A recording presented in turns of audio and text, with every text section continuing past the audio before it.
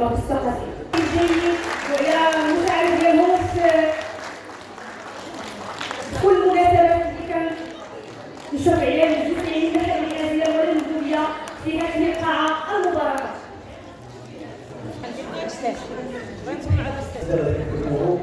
من الأوائل المرشدين والمرشدات الإقليميين السيد التشاوي والسيدة فاطمة الشريف ونعم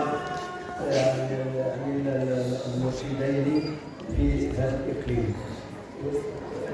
دائما كنوصي المرشدين كنقول لهم بأنه الاستقرار والاستمرار في المنطقة تعطي نتائج. هذا النموذج بين أيدينا. تشاوي.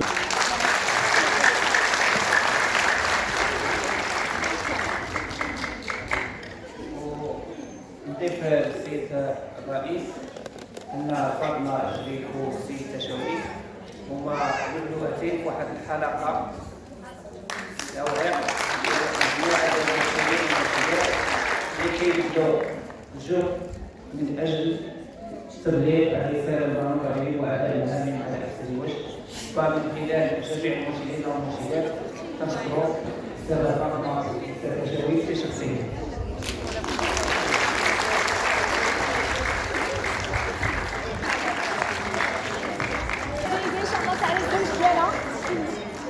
بالنسبه ان شاء الله تعالى الزوج ديالها زوج الاستاذه فاطمه الشريف.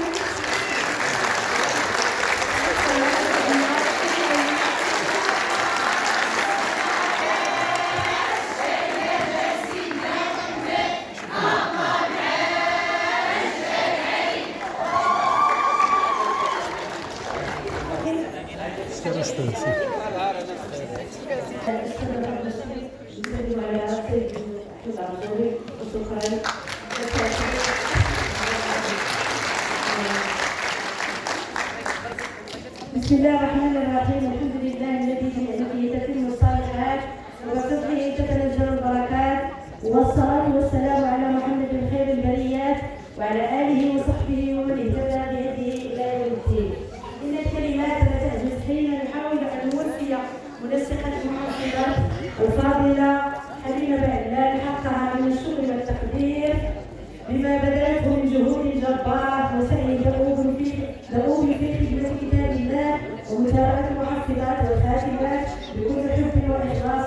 كانت نعمة القدوة في الأخلاق ونعمة القائدة في العطاء، جمعت بين الحزم واللين وبين الإتقان والتفاني، فجزاها الله خير الجزاء وبارك في عمرها وعملها وجعل ما تقدمه في ميزان حسناتها.